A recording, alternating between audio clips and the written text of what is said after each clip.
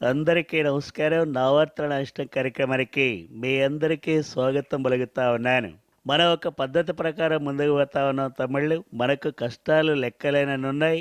ఇంకా మనం చెప్పాలంటే సమస్యల క్రాస్ రోడ్‌లో ఉన్నాం. అయినా గూడా నేను మెయిన్ రోడ్డుకి తీసుకెళతాను. ఎందుకంటే నేను ముందే చెప్పాను ప్రతి ఇంటికి పెద్ద కొడుకుని అవుతానని చెప్పి. ఆ మాదిరిగానే అయ్యాను. ఇంటికి పెద్ద కొడుకంటే మీ కష్టాలు తీర్చాలి.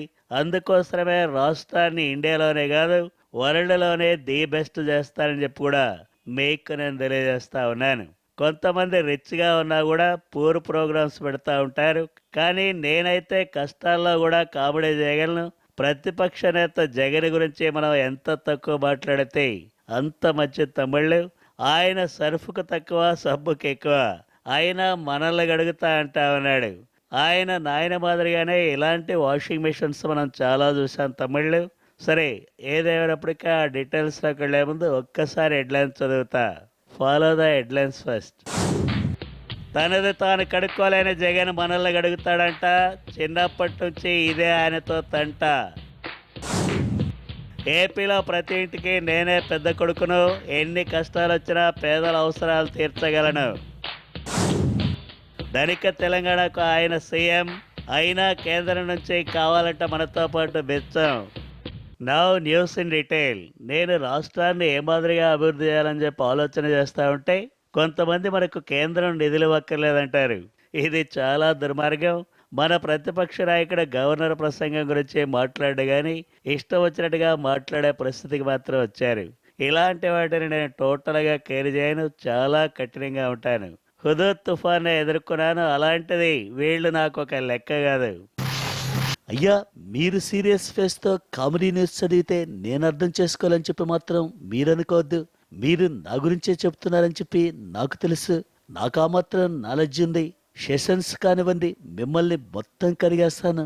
నిన్ను మీ సర్కార్ని కూడా పీసేసి మరీ తోముతాను. అది కూడా మీకు సరిపోలేదంటే బండకేసి కొడతాను.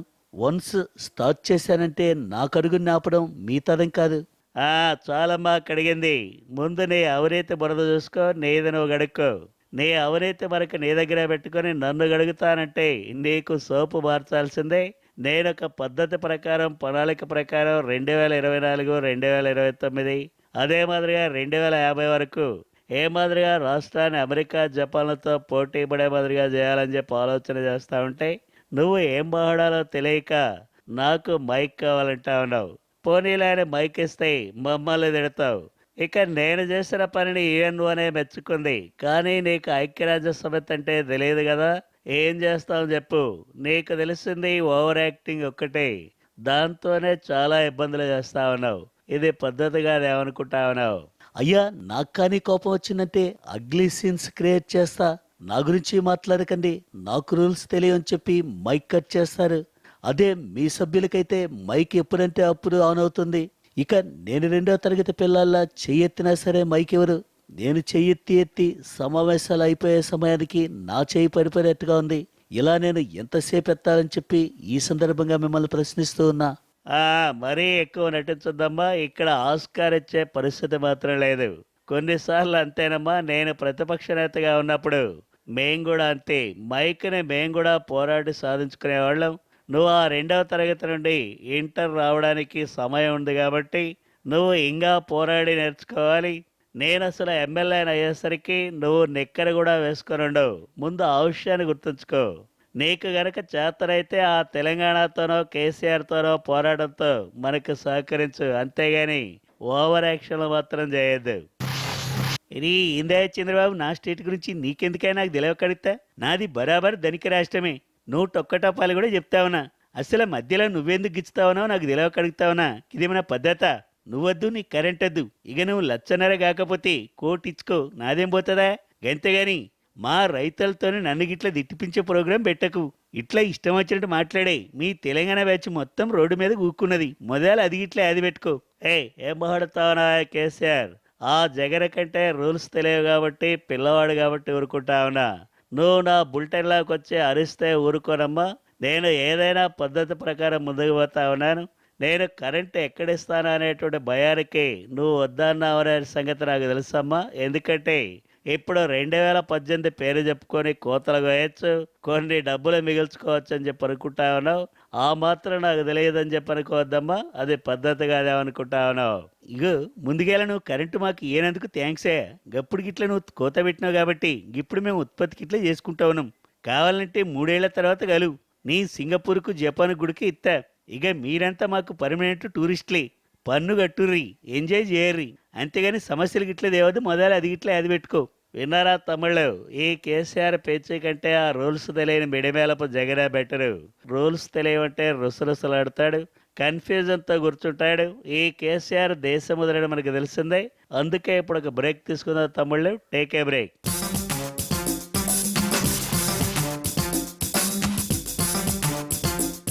వెల్కమ్ బ్యాక్ టు నా వార్తల నా ఇష్టం. రాజధానిని 30-40 వేల ఎకరాలతో అద్భుతంగా కట్టబోతా ఉన్నాం. ఎవరు ఎన్నన్నా ఇది మాత్రం ఆగదు. దేశంలోనే మనది బెస్ట్ డెస్టినేషన్ అవుతుందమ్మా. 2029 నాటికి మనం అమెరికాతో పోటీ పడతాం. ఇది కామెడీ కాదు, వెరీ సీరియస్ అమ్మా. పెద్ద కొడుకుగా నేను పేదలందరి కష్టాలు తీరుస్తా ఉన్నాను.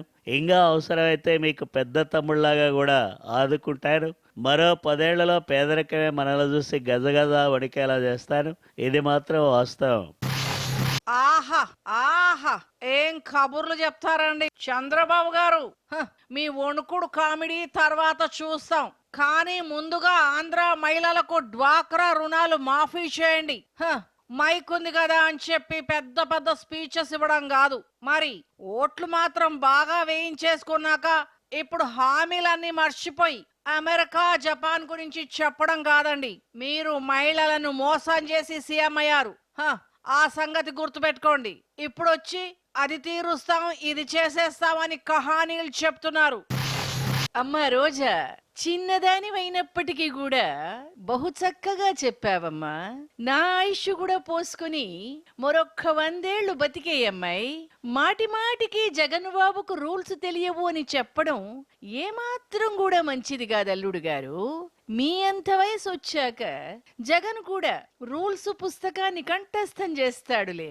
పాపం చిన్న గుర్రవాడని చెప్పి అందరూ మీద పడి కరవద్దండి. మా జగన్ బాబు కూడా ఒక రోజు వస్తుంది. బడ్జెట్ తర్వాత మీకు ఎలాగూ వాషింగ్ ప్రోగ్రాం ఉంటుందని కూడా చెప్పాడు కదా. ఆ రోజు మటుకు ఆంధ్రప్రదేశ్ ప్రజలంతా కూడా తప్పకుండా టీవీ పెట్టుకుని ఆ ప్రోగ్రాములన్నీ కూడా చూడాలని నే చెబుతానండి. ఇదిగో బాబుగారు, ఈ నరసరావుపేట మాటలు మీరు అస్సలు పట్టించుకోకండి. ఈమెకు సింగిల్ SMS కొట్టడమే రాదు, ఇక ఆంధ్రప్రదేశ్లో అందరికీ చెబుతుందంట. చూడండి, మీకు విజన్ ఉన్నది, మీ టాలెంట్ను చూసి జగన్ భయపడుతున్నాడు. అందుకే పాపం అసెంబ్లీలో ఏదేదో మాట్లాడే కంగారు పడిపోతున్నాడండి పిల్లాడు. నేను 10 ఏళ్ల సీఎంగా 10 ఏళ్ల ప్రతిపక్ష నాయకుడిగా రికార్డు సమయంలో రాజకీయాల్లో ఉన్నాను. కొన్నిసార్లు నేనే కన్ఫ్యూజ్ అవుతాను. అలాంటిది ఈ జగన్ బ్యాచ్ అంతా అట్టర్ కన్ఫ్యూజన్లో ఉండి మాట్లాడుతూ ఉంటే మనం మాత్రం అస్సలు పట్టించుకోవాల్సిన అవసరం లేదు. ఏంటండి ఇది? మరి మీరు ఇది కూడా సరిగ్గా చేయదు. మీకు దేవుడు మంచి బుద్ధి ఎప్పుడు ఇస్తారో ఏటో దాని తలకి నాకు అర్థం కావట్లా. అభివృద్ధి నిధులు ప్యాకేజీ మేము చేసిన పోరాట ఫలితంగా రాబోతూ ఉన్నాయి. వాటి గురించి మాట్లాడకుండా ఏదేదో అంటారేటండి. పాలన సంగతి చూడండి మొదలు, లేకుంటే మేము 12 కోట్ల సంతకాల కార్యక్రమం చేపట్టాల్సి వస్తుంది. ఆ తర్వాత మీ ఇష్టం. ఏంటండి ఇది? నాకు అన్నీ తెలుసమ్మా. మీరు భ్రష్టు పట్టించింది చాలదన్నట్టుగా ప్రతిసారి నా బులెటిన్లోకి వచ్చి కామెడీలు చేస్తా ఉన్నారు. ఇది పద్ధతిగా ఏమనుకుంటా ఉన్నారు? ఎకాసో చంద్రబాబు క్యాపిటల్ డిజైన్ మొత్తం రెడీగా ఉంది. మీరు కూడా మా దేశంలో మాదిరిగానే చెత్త వేయకుండా ఉమ్మి వేయకుండా శుభ్రంగా ఉంచేలా చూడండి. మీ గుంటూరు పద్ధతిలో ఎవరు ఉమ్మేసినా మా జపాన్ సింగపూర్ పద్ధతిలో ఫైన్ మేము వసూలు చేసుకుంటాం. ఒకరికి సామాన్య హౌసింగ్ కావాలా? ఓకే, ఆ విషయాలు ఎన్టీవీ ద్వారా పబ్లిక్గా కాకుండా పర్సనల్గా కలిసినప్పుడు మాట్లాడుకుందాం. ఓకే. ఏటండి బాబు గారు, మా ఊర్లో మేము ఉమ్మేస్తే ఆ జపాన్ వాళ్ళకి కప్పం కట్టాలా? వామ్మో, ఊరు మీ గొసగొసలా. ఇదిగా మీరు మా దగ్గర తీసుకున్న 100 కోట్లు నాకు తిరిగి ఇచ్చేయండి బాబు. మీ గోల నాకెందుకు చెప్పండి. యూ డోంట్ వరీ తమ్ముడు, ఆ కప్పాన్ని సర్కారు తరఫున నేనే కడతాను. భూమి ఇచ్చిన ప్రతి ఒక్కరిని గుర్తుపెట్టుకుంటాను. మీకు ఏదంటే అది చేస్తా. అంతేగాని మీకు మాత్రం కష్టం రానివ్వను. మీకు గ్యాస్ కొట్టడం కోసం చెప్పడం లేదు తమ్ముడు. ఇది వాస్తవం. అందుకే ఇక ఈ వార్తలు ఇంతటితో ముగిస్తా ఉన్నా. జై టీడీపీ, జై జమన జపాన్ ఐడియాలు.